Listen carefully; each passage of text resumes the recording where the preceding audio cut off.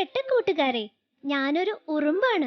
എൻ്റെ ജീവിതത്തിൽ നടന്ന മറക്കാനാവാത്ത ചില കാര്യങ്ങളാണ് ഞാനിവിടെ നിങ്ങളോട് പറയാൻ പോകുന്നത്.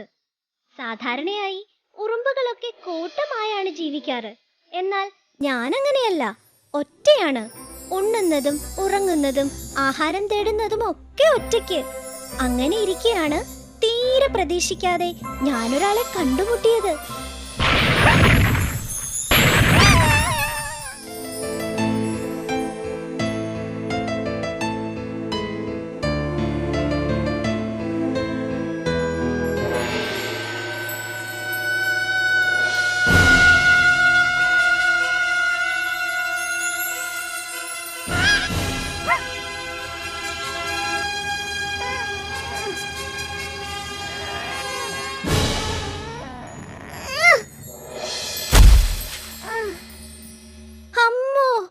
എന്തൊരു വീഴ്ച! നടുവൊടിഞ്ഞെന്നാ തോന്നുന്നേ.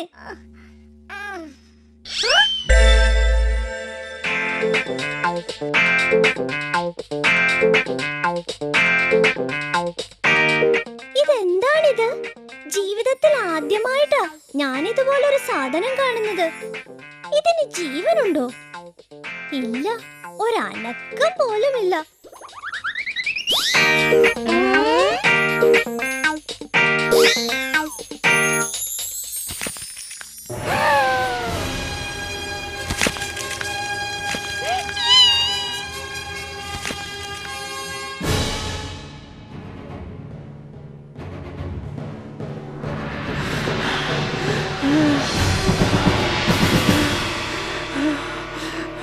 കൂട്ടുകാരെ, ഞാൻ ശരിക്കും പേടിച്ചു പോയി കേട്ടോ.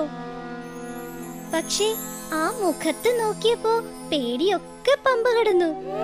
അമ്മോ, അതാ കരയാൻ തുടങ്ങുന്നു. ഉടനെ എന്തെങ്കിലും ചെയ്യണം.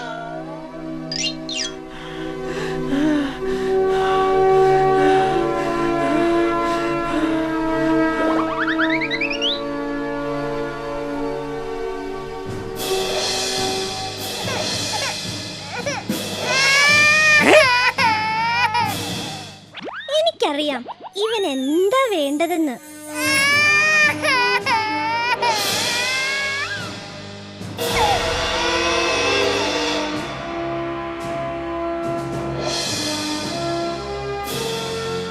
നല്ല ഒന്നാന്തരം തേൻ, നല്ല മധുരം. ഇതൊരു തുള്ളി അകത്താക്കിയാൽ മതി ഏത് കരച്ചിലും മാറാൻ. തേനും വേണ്ടേ? വേണ്ടെങ്കിൽ വേണ്ട.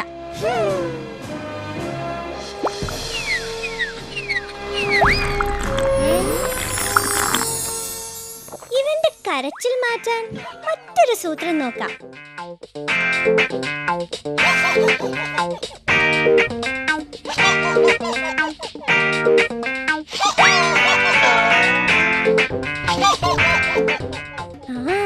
ഏൽക്കുന്നുണ്ട്.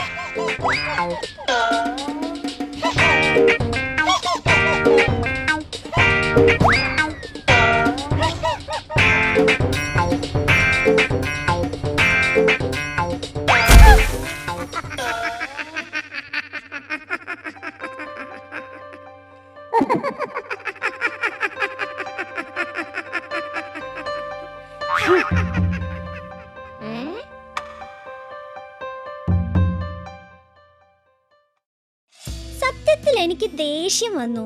എത്ര പാടുപെട്ടാണ് അവന്റെ പേടിയൊന്ന് മാറ്റിയെടുത്തത്. എന്നിട്ട് കാല് തെറ്റിയപ്പോ അവന്റെ ചിരി കണ്ടില്ലേ?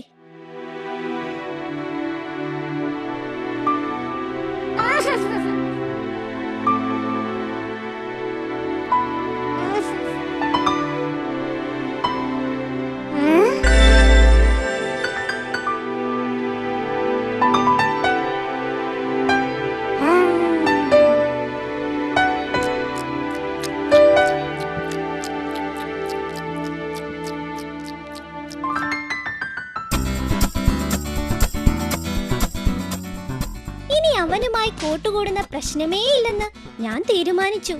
അല്ലെങ്കിൽ തന്നെ ഞാൻ വലിയ തിരക്കിലായിരുന്നു. ക്ഷാമകാലം വരുമ്പോഴേക്കും ആവശ്യത്തിന് ഭക്ഷണം മാളത്തിൽ കരുതി വെക്കണം.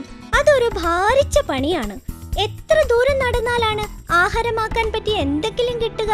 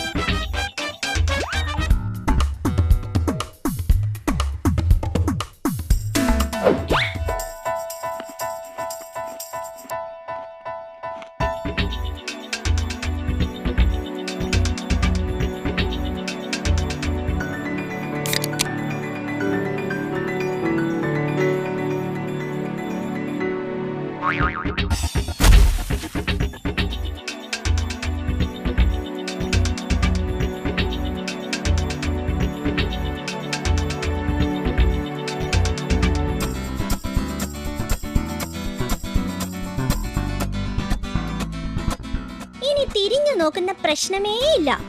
എനിക്ക് വേറെ പണിയുണ്ട്.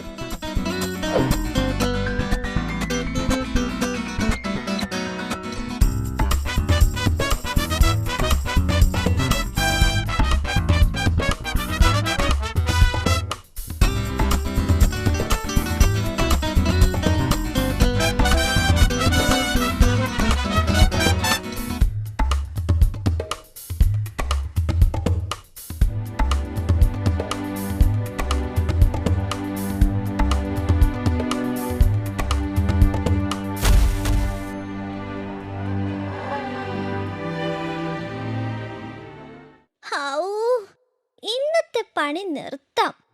നല്ല ക്ഷീണം. ഇനിയൊന്ന് ഉറങ്ങണം.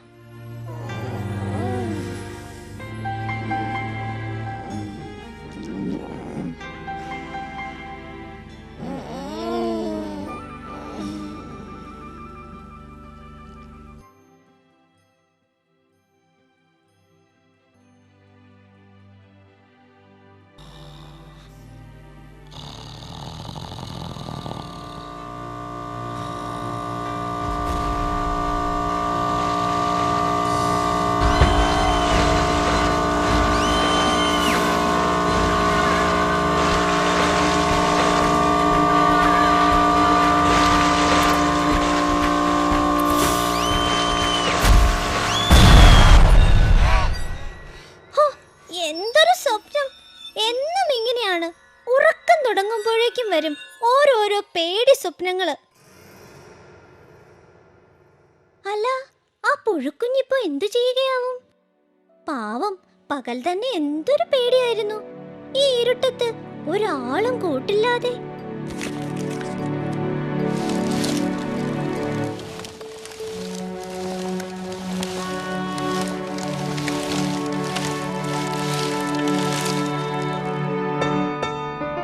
പകലത്തെ ദേഷ്യമൊക്കെ ഞാൻ മറന്നു.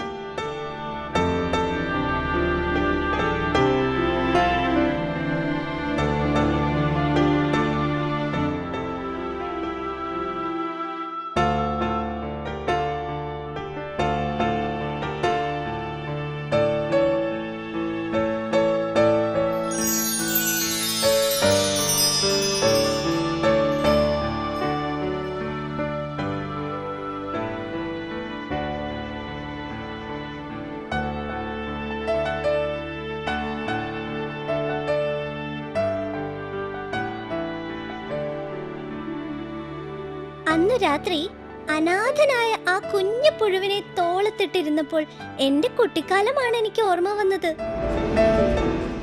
അത് ഇങ്ങനെ ഒന്നുമല്ലായിരുന്നു. ഒരുപാട് തൊട്ടിലുകൾ,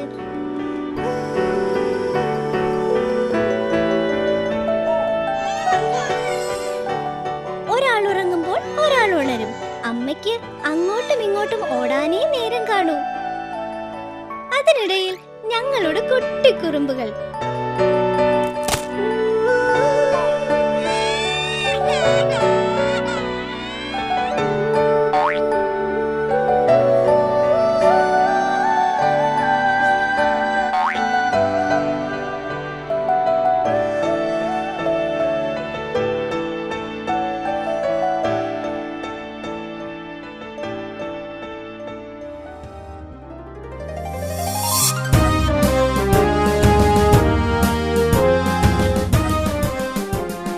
വലിയൊരു കൂട്ടമായിരുന്നു ഞങ്ങളുടേത്.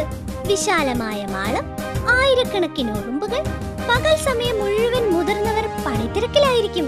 പുറത്തു ചുറ്റി നടന്ന ആഹാരം കണ്ടുപിടിക്കൽ, അത് മാളത്തിലെത്തിക്കൽ, സൂക്ഷിച്ചു വെക്കൽ, പുതിയ മാളങ്ങൾ ഉണ്ടാക്കൽ, അങ്ങനെ പലതരം പണികൾ.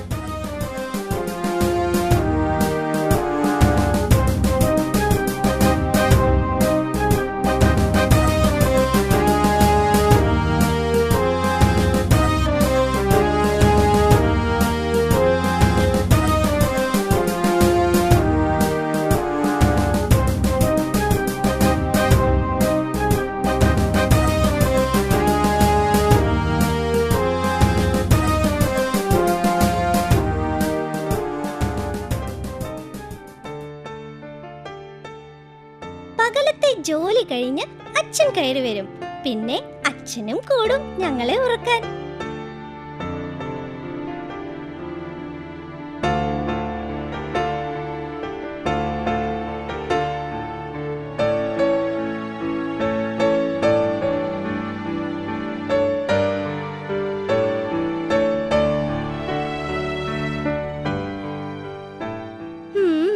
അതൊരു കാലം. ആ നല്ല കാലമൊക്കെ പോയി മറിഞ്ഞു.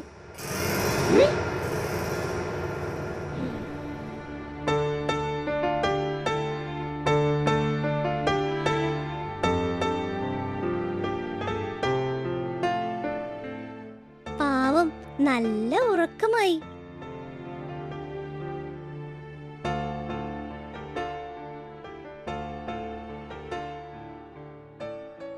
ഇനി ഞാനും പോകട്ടെ എന്റെ മാളത്തിലേക്ക്. നേരം വെളുക്കുന്നതിന് മുമ്പ് കുറച്ചെങ്കിലും ഉറങ്ങണം.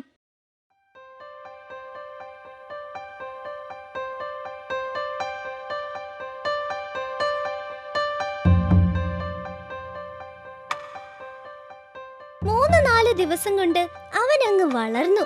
പേടിയും കരച്ചിലും ഒക്കെ മാറി. മുഴുവൻ സമയവും തീറ്റി തന്നെ തീറ്റി.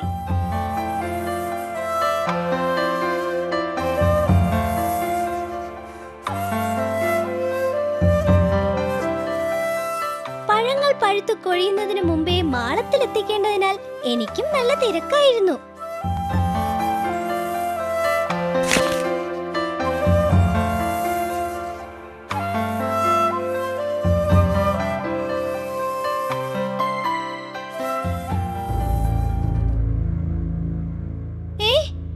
ഈ സ്ഥലം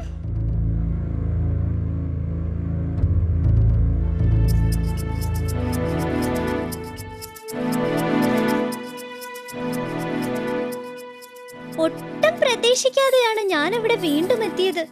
ഇനി ഒരിക്കലും ആ സ്ഥലത്തേക്ക് പോകണ്ടെന്ന് തീരുമാനിച്ചതായിരുന്നു. പക്ഷേ ഓർമ്മകൾ എന്നെ അങ്ങോട്ട് പിടിച്ചു വലിച്ചു.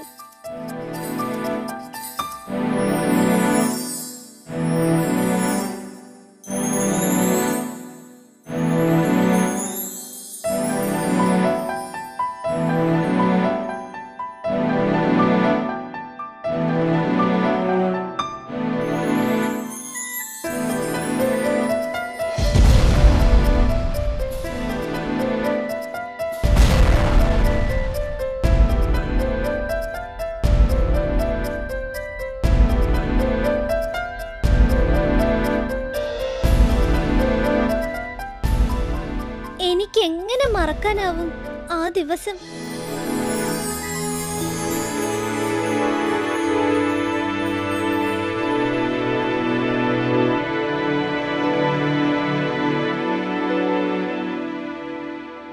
അന്ന് ഞങ്ങളുടെ ഉത്സവ ദിവസമായിരുന്നു. മാളത്തിലെ അറകൾ മുഴുവൻ നിറച്ചു കഴിഞ്ഞാൽ എല്ലാ വർഷവും അതൊരു പതിവാണ്. മുഴുവൻ പേരും മാളത്തിന് പുറത്തിറങ്ങും. കൊട്ടും പാട്ടും നൃത്തവും ബഹളമാണ്. പിന്നെ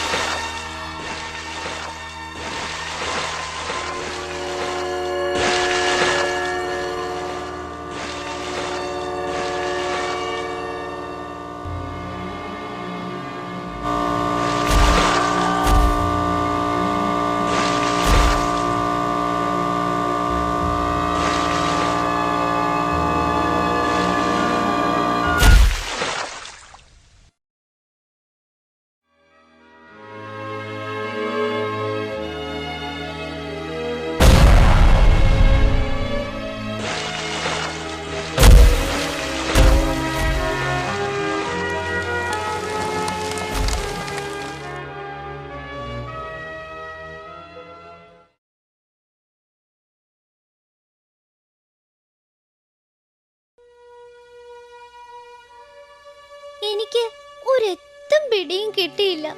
എന്താണ് സംഭവിച്ചത്? ആകാശത്ത് നിന്ന് വീണ ആ തുള്ളികൾ എന്തായിരുന്നു? മഴയല്ല, അതെവിടെ നിന്ന് വന്നു?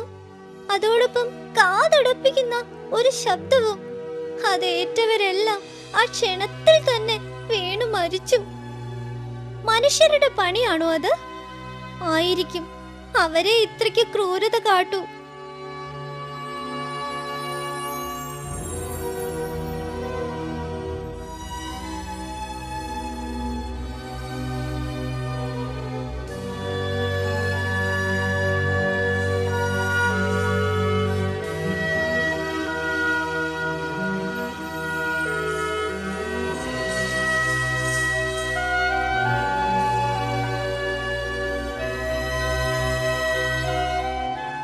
ഒറ്റവരും ഉടയവരും ഒക്കെ മരിച്ചു കിടക്കുന്ന കാഴ്ച കണ്ട് സഹിക്കാനാവുന്നില്ല. അതാ എന്റെ കൂട്ടുകാരി.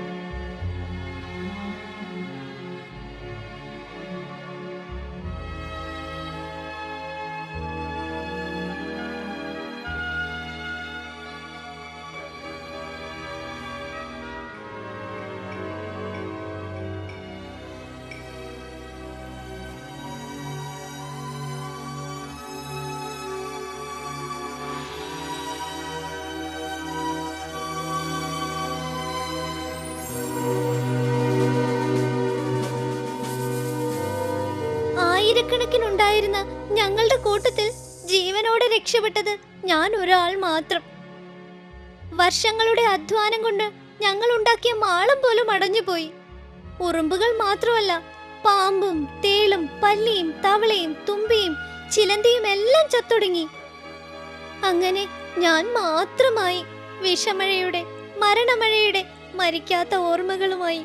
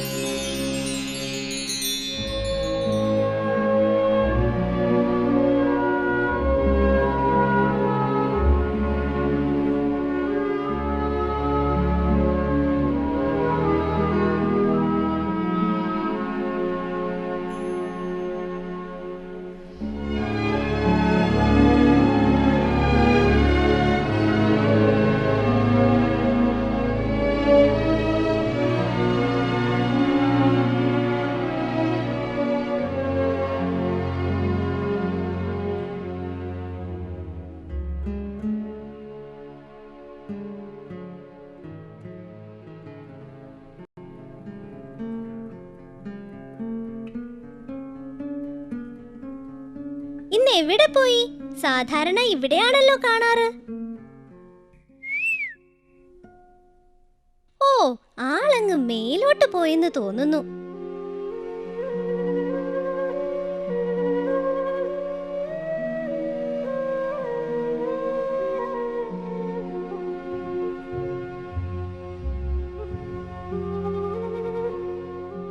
മാനത്തെ കാഴ്ചകളൊക്കെ ആസ്വദിച്ച് സ്വയം മറന്നുള്ള ഇരിപ്പ.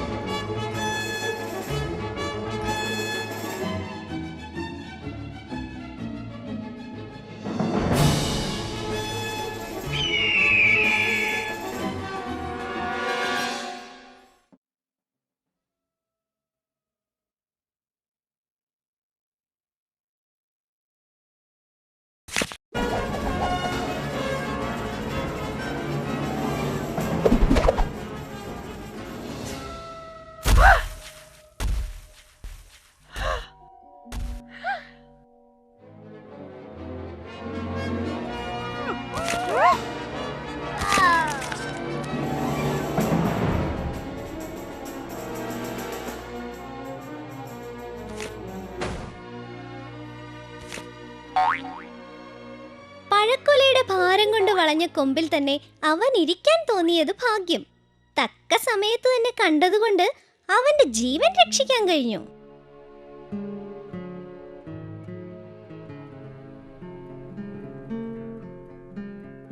ദിവസങ്ങൾ വീണ്ടും കടന്നുപോയി. ഒരു ദിവസം ഞാനവനെ കണ്ടത് ക്ഷീണിച്ച അവശനായ നിലയിലാണ്.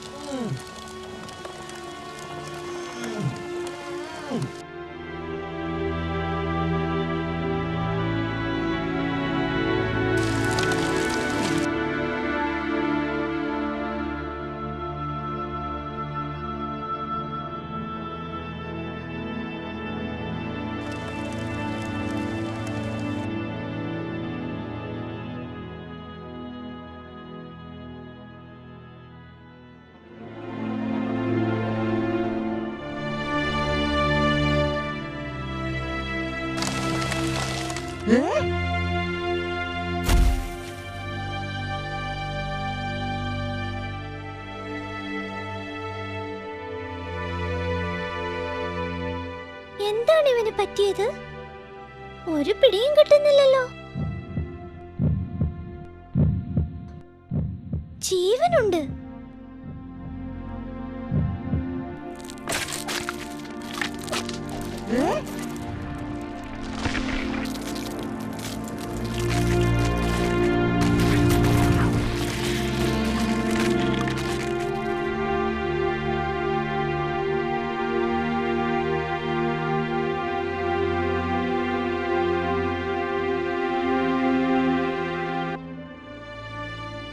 ആദ്യമായാണ് ഇങ്ങനെയൊന്ന് കാണുന്നത്. അന്ന് വരെ എന്നോടൊപ്പം കളിച്ചും ചിരിച്ചും നടന്ന അവൻ ഒരു ചലനവുമില്ലാതെ ആ മരക്കൊമ്പിൽ തലകീഴായി തൂങ്ങിക്കിടന്നു. അവൻ ഉണരുമെന്ന പ്രതീക്ഷയിൽ കുറെ നേരം ഞാൻ കാത്തിരുന്നു. എന്തു ചെയ്യണമെന്ന് എനിക്കറിയില്ലായിരുന്നു. ഒടുവിൽ ഞാൻ എന്റെ മാളത്തിലേക്ക് മടങ്ങി.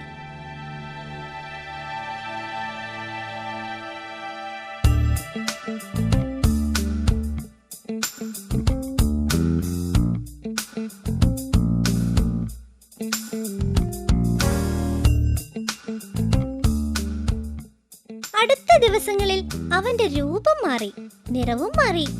ഉണങ്ങി നിൽക്കുന്ന ഏതോ കായ പോലെ ആയി അവൻ. ഇനി ഒരിക്കലും ആ പഴയ രൂപം കാണാനാവില്ലെന്ന് സങ്കടത്തോടെ ഞാൻ മനസ്സിലാക്കി.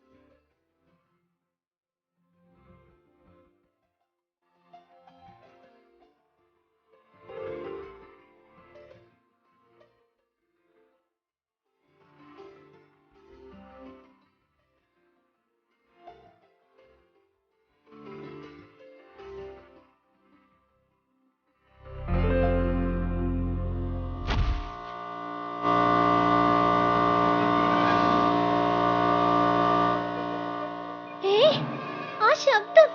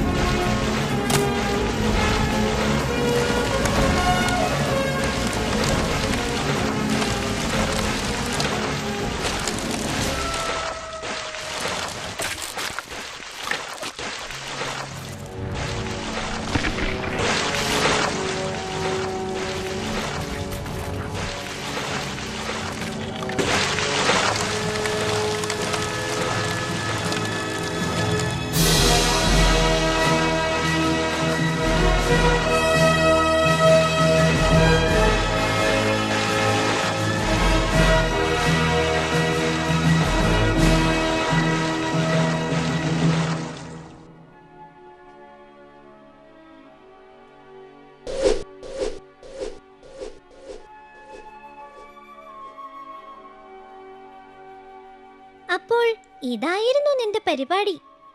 ആ മരക്കൊമ്പിൽ തൂങ്ങിക്കിടന്നപ്പോ നിന്റെ ഉള്ളിൽ മനോഹരമായ ശരീരവും ചിറകുകളും രൂപപ്പെടുകയായിരുന്നു.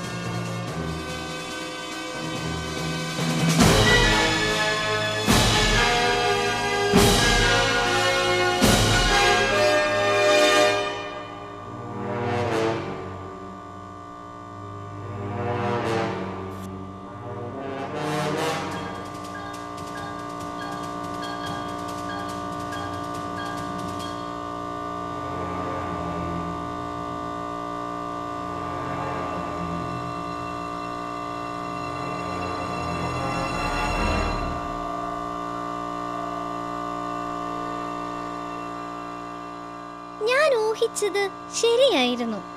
വിഷമഴയുടെ പിന്നിൽ മനുഷ്യൻ തന്നെ. ഈ ഭൂമിയിലെ മുഴുവൻ പ്രാണികളെയും കൊന്നുകളഞ്ഞാൽ സുഖമായി ജീവിക്കാമെന്നാണ് അവന്റെ വിശ്വാസം. അതിനായി അവൻ പലതരത്തിലുള്ള വിഷങ്ങളും കണ്ടുപിടിച്ചിരിക്കുന്നു, പല യന്ത്രങ്ങളും നിർമ്മിച്ചിരിക്കുന്നു.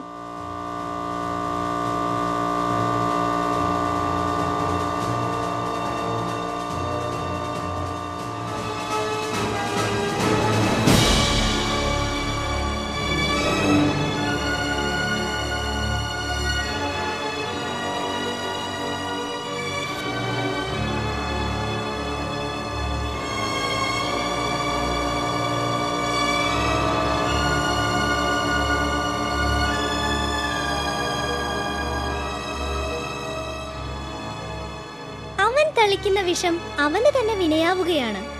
എന്നെങ്കിലും അവൻ അത് തിരിച്ചറിയുമോ? മുഴുവൻ ജീവജാലങ്ങൾക്കും അവകാശപ്പെട്ടതാണ് ഈ ഭൂമിയെന്നും എല്ലാ ജീവികളും ഒത്തൊരുമയോടെ കഴിഞ്ഞാൽ മാത്രമേ അവന്റെ ജീവിതവും സുരക്ഷിതമാവൂ എന്നും എന്നെങ്കിലും അവൻ മനസ്സിലാക്കുമോ?